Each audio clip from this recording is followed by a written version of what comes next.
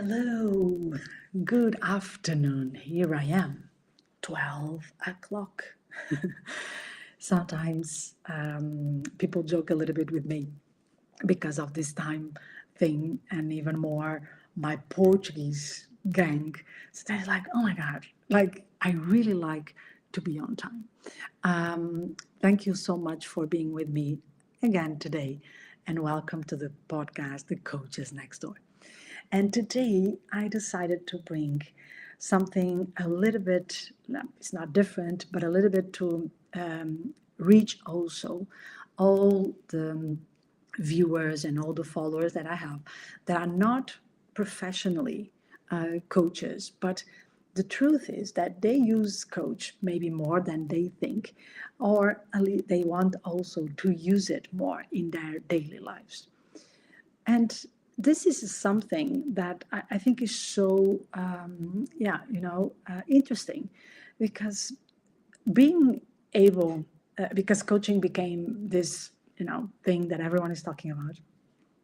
But the interesting part is that when I talk about coaching with non-coaches or people that are not, trained or I don't know if a lot of people know exactly what coaching is. And I think gets a little bit, sometimes confusing because a lot of companies also are calling coaching to something that is not coaching. So that brings a lot of confusion. And at the end, I think sometimes people are saying, "Oh, I would like to use more coaching," but they don't get this what that exactly means, and maybe I'm already using it, maybe I'm already doing it. So I want to bring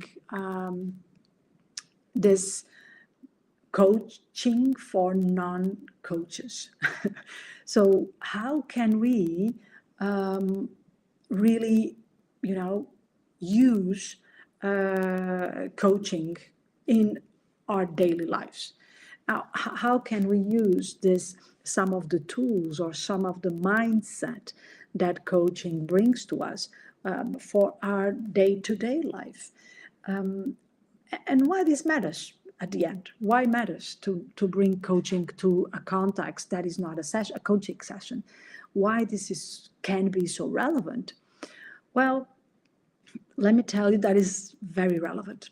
As a mom of three, as a friend, as a leader, from my team, and as even a friend. Not that I'm not always doing coaching. Let me put it this way: my kids even forbid me so to do coaching with them. And this is real, okay? They really don't allow me to do coaching. And of course, they were born with me, so they know when I try. They go like, "Mom, stop. I'm not your client." And it was like, "Oh, I'm sorry." But of course, some of the basics maybe of the coaching, I cannot just put it out of me, because it's not I don't pretend. When I'm in my coaching sessions, I don't pretend anything. So some of the characteristics of the mindset as a coach, they don't just disappear from me.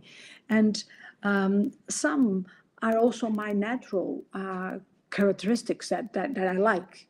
For instance, I'm super curious in any way or form. So when I'm asking questions, it's not that the coach in me is operating. It's just because I'm really curious. I think that was that curiosity that made me a better coach, not the opposite. You know what I mean? So was not coaching that developed that curiosity. I think was the opposite. So, how can three very simple ways that you can use coaching in a non coaching situation, basically in your life? The first one that I would like to give to you is active listening. listening is, and you know that, right? Listening is the basics of a better communication. And we all heard this sentence. A big part of the time, we are not listening. We are just, waiting to reply. And this makes the difference. This makes the difference on how the other person is going to interact with us. If the other person feels that we are really listening to them, even before we start producing a reply in our heads, we are really listening to them. And they feel when we are not doing that, when we are just thinking, oh, do I agree with this? Do I like it? What this means for me? And they feel, and we feel when someone is doing this to ourselves, right? We feel when someone is just, waiting for that time to talk. And that is not, basically, that is not what I call a conversation, right? That is just two persons having an amazing monologue in the presence of each other.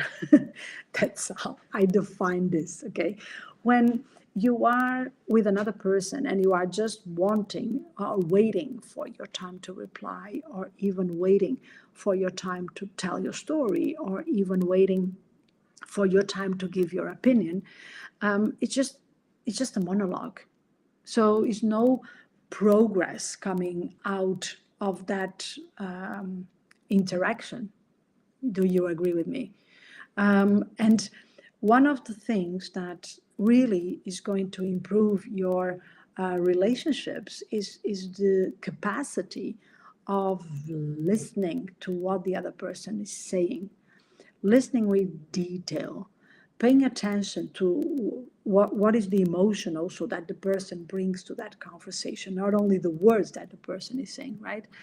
But also paying attention, what is the shifts in, for instance, nonverbal that the person takes, because that is already a good hint about what the person is feeling and how the person is dealing with whatever story or problem or whatever they are telling you. So active listening is something that we can all use in all, in full spectrum of our lives.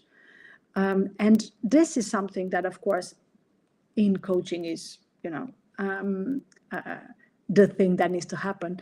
But in life is always necessary, is also necessary that, because, the other person will feel like you are really paying attention to them, that you are really, with them. And I think that is a sensation that we all miss sometimes, the sensation that someone is here for me, with me, and I think we all need to feel sometimes that that person is paying attention to us, is really, listening what we are saying. So the first point is the active listening. Is a tool, is a mindset, is an attitude as well, that in a setting that is not coaching can still be used. So it's one of the tools of coaching that you can be using all over your spectrum of life. The second thing that I would like to give to you is the power of questions. And everyone talks about this when we are talking about coaching, right?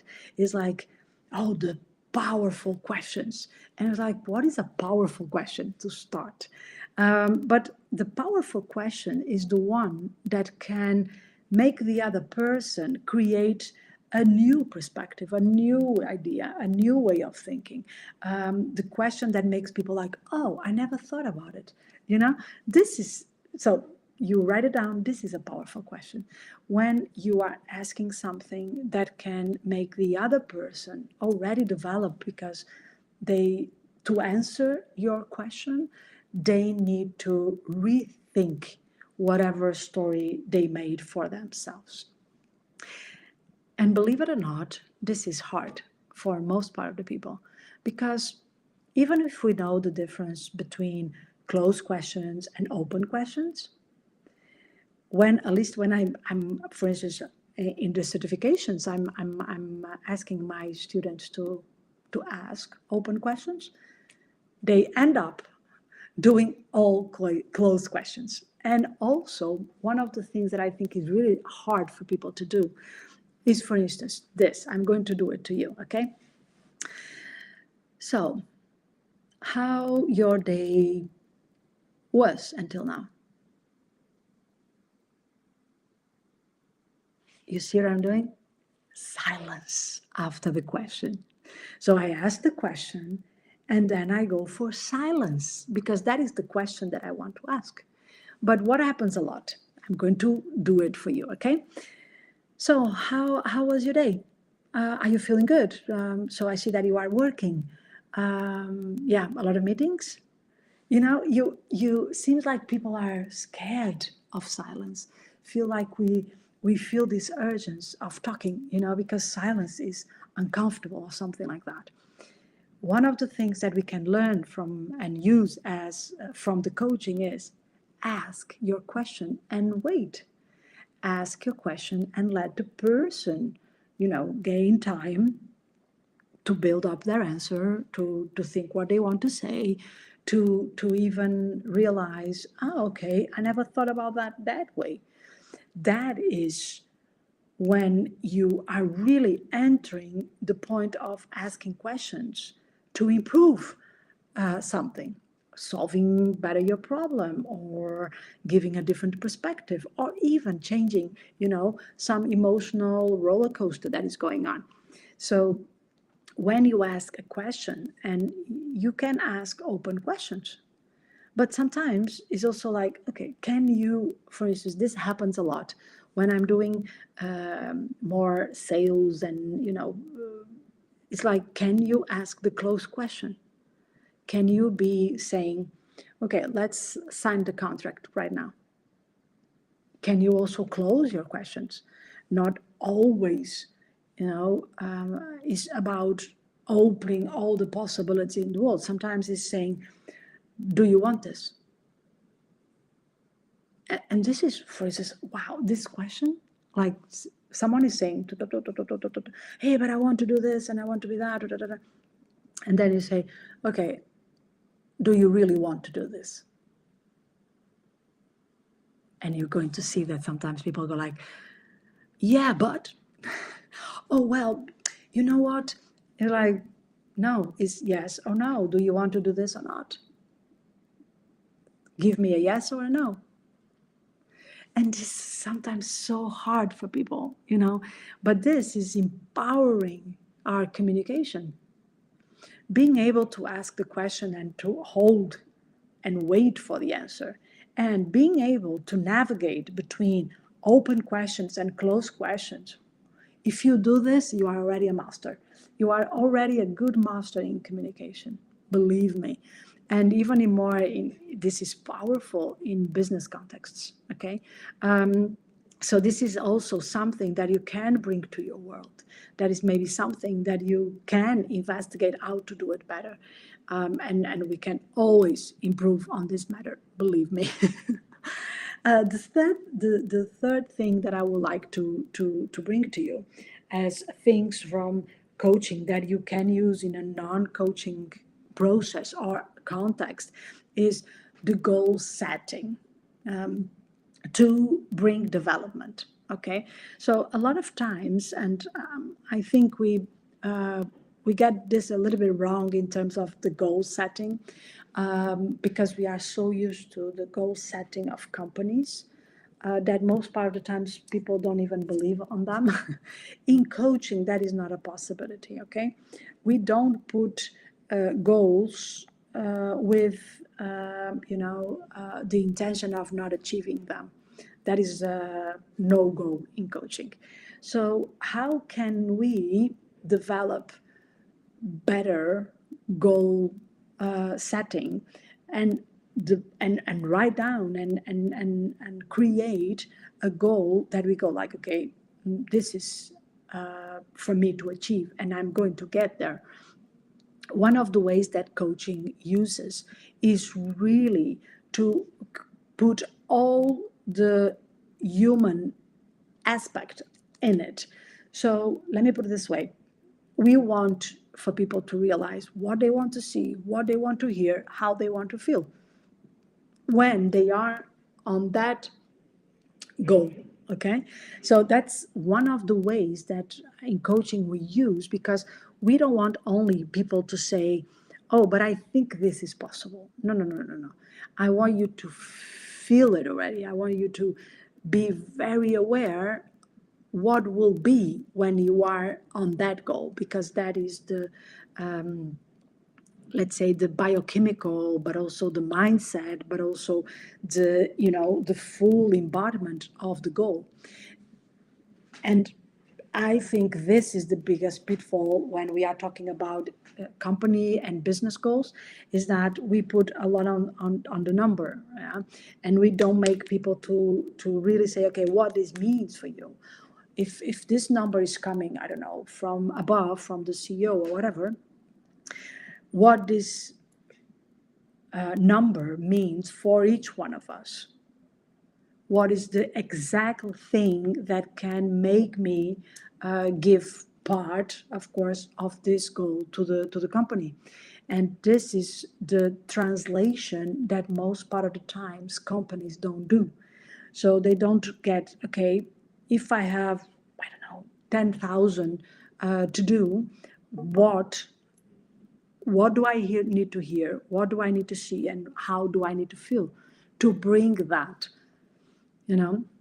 And the job is to amplify that. If I need to feel, you know, I don't know, focus, I need to bring resources that are going to make me more focused. If I need to feel joy, or even a little bit enthusiastic, then there are different type of resources that I need. And it's not focus anymore, so it's not the same resource. So that's how, for instance, in terms of leadership, you can gain so much with it, because you need to realize what is the resource that the other person needs to achieve what is the goal that, yeah, you decided that you want to go for. And this is a coaching perspective that can really support, you know, development, because we are not talking anymore about a thing outside of us that the goal tends to gain, right? Is something that is outside. We make the goal internal. We make the goal really be visible on ourselves.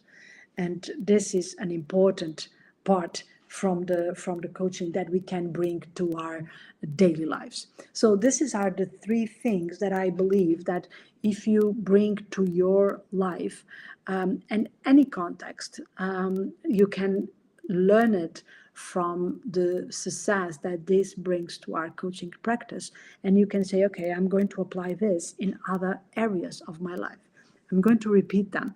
Is active listening, is the power of questions, is being able to create more powerful questions. And the last one is the goal setting, how I define my goals and how can I make sure that my goals are more activated for myself. Let me put it this way, they will bring more motivation, more internal motivation. How can I do that? These are three very important things for coaching, but I believe when you master this, you can take that and put it in your everyday life. Even if you are not a coach, you never learned, or you never did a coaching certification, doesn't matter. If you are using these three things in a master way, you are, you know, above the game already. So then I think now is the time to say to you the things that maybe you need to know about coaching. Also, because that will be very impactful in your life as well, because you can bring this idea to others. And I think when you hear what I'm going to say, you're going to say, oh my God, this is important for every aspect of my life. So the first thing that I would like to say to you about things that you should be knowing about coaching. So the first thing is coaching is about empowerment, not directing anyone. And I think this is so important because I think this is the biggest mistake that people make when they are sometimes even doing coaching are calling whatever they do coaching. And I go like, no, that is not coaching. So for instance, if someone is giving you a recipe, like, oh, you want to be successful, this and this and this and this is what you need to do. This is not coaching. This is mentoring. Training is not coaching. Because like you can see, if someone is telling me what I need to do, I'm not empowered. I'm not using my own power. I'm just repeating something that worked for someone else. And I don't know if it's going to work for me. Okay. So coaching is about bringing out my resources, not your resources or what you experience as success. Okay, so I can observe your success and I can say, okay, what do I want to test for myself? But if you give me a full recipe, no, that is not coaching. So a lot of the coaching that you see around is not really coaching, is something else. I don't know what people like to call it, training, mentoring, but I think I heard this one time from one of my students.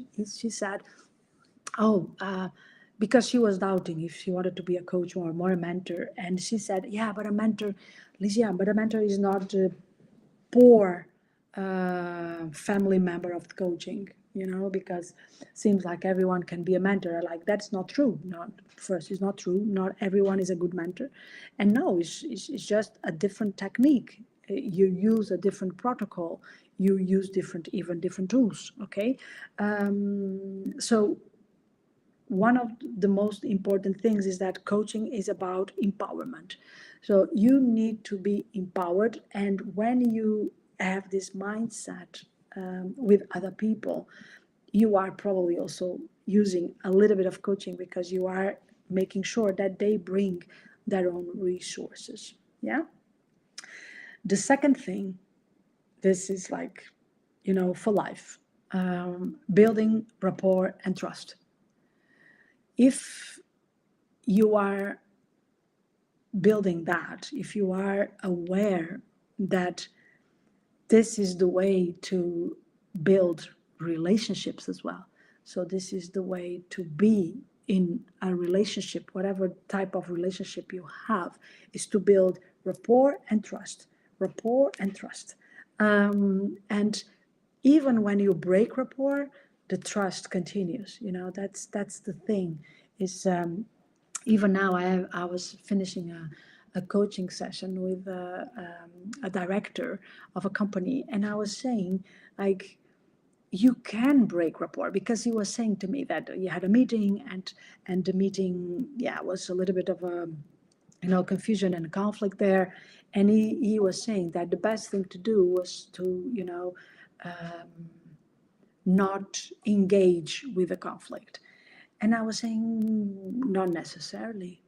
You can break rapport. Rapport is not about being nice. Rapport is not about I need to please you or something like that.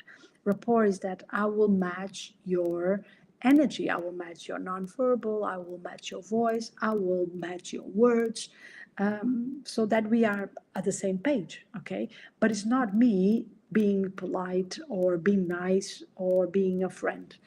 So you can break rapport, but you cannot never break trust. And this is very important in every aspect of our lives, right? We can say to people that we don't agree with them, but we can never say that in the with the consequences of breaking the trust. So the person needs to believe that if I'm saying that, I'm coming from a place with an intention of progress, of building something. I'm not just going, throwing that to the other person. And that is where trust comes in. Like the person trusts that even if she's saying something that I will prefer not to hear, she's saying it because she believes that is the best thing to do.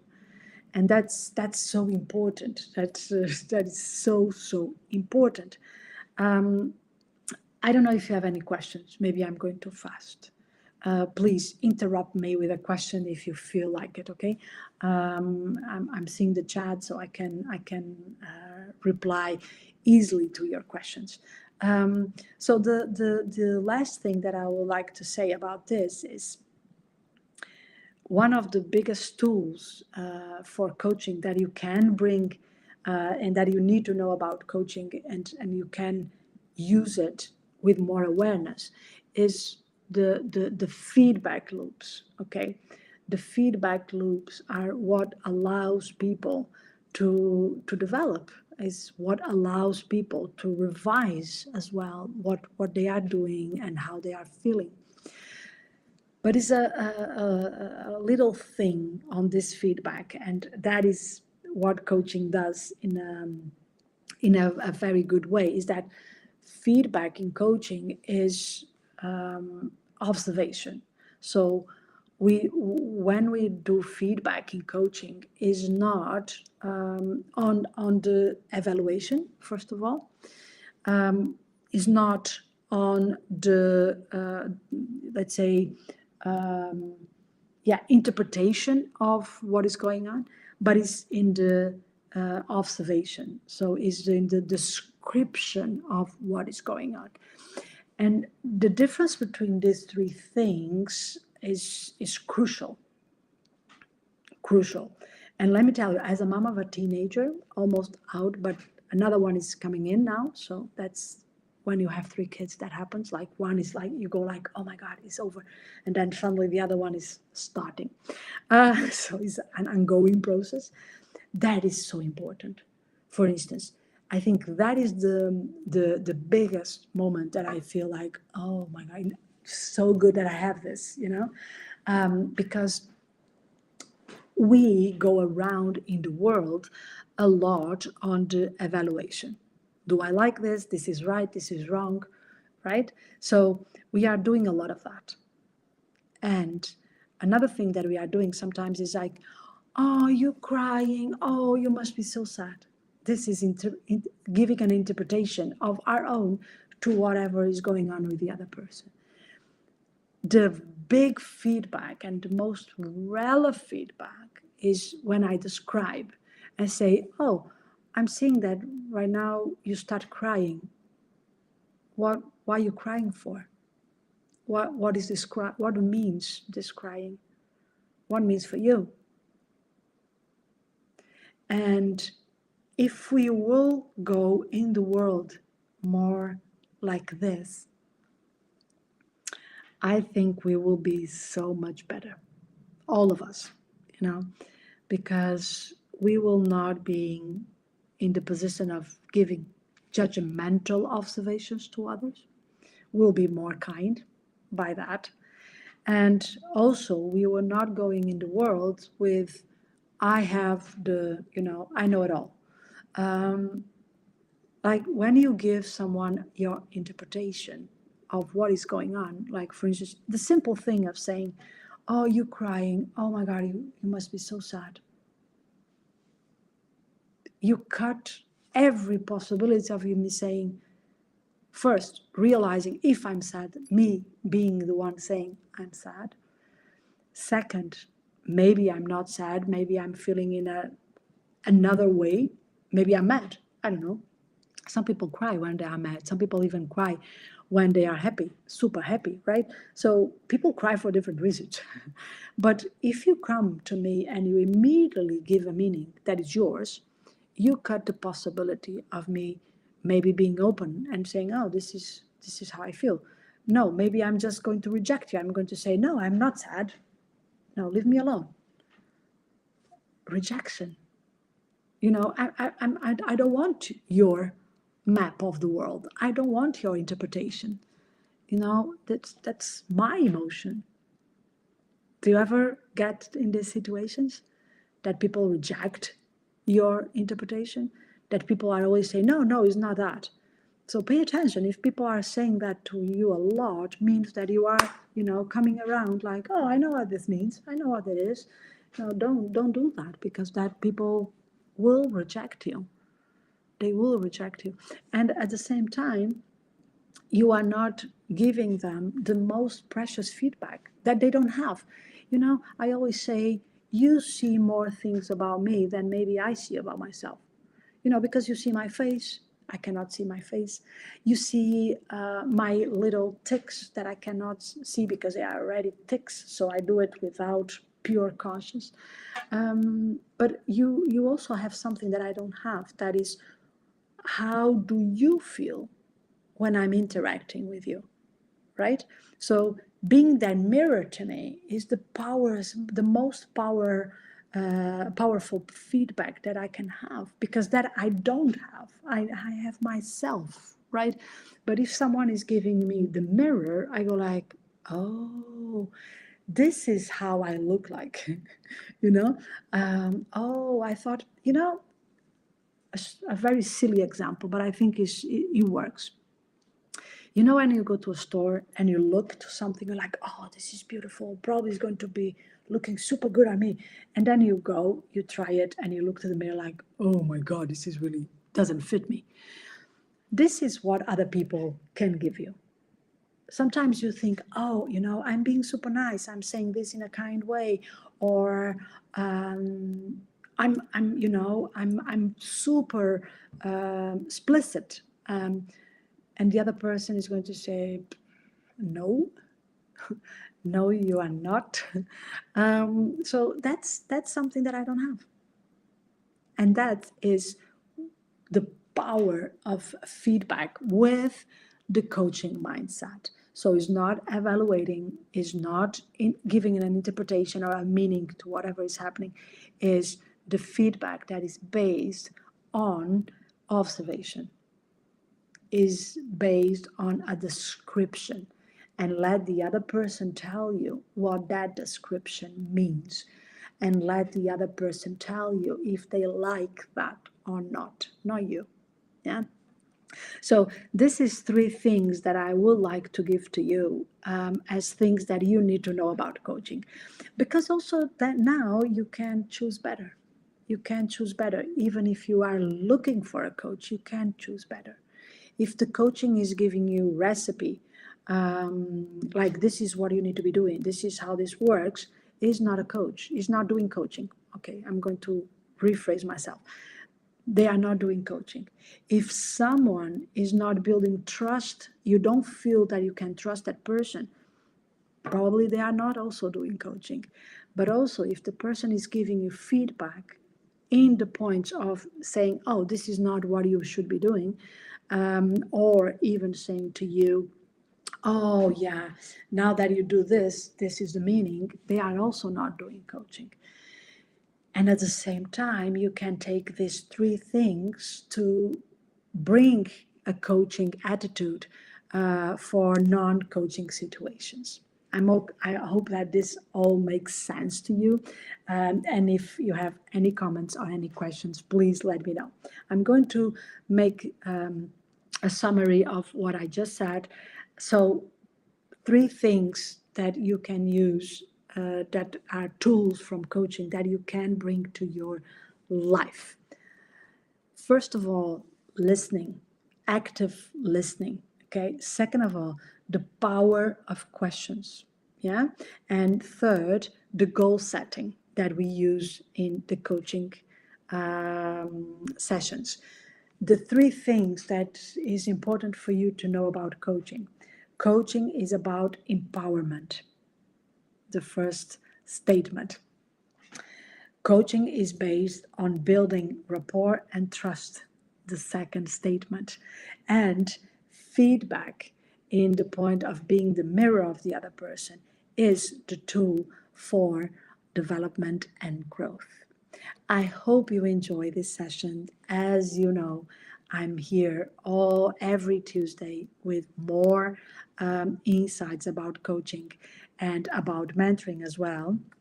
And I will be so happy if you have questions, if you have a topic that you think, okay, I really would like Ligia to talk about this, please send it my way. I'm so happy when I reply to questions. So send it my way, and I will be here to even maybe do a full live with that. Why not? Maybe that's a good idea. So let me know if you have any questions or things or topics that you would like me to cover, and I will bring that to you. Thank you so much again for your presence, and we see each other.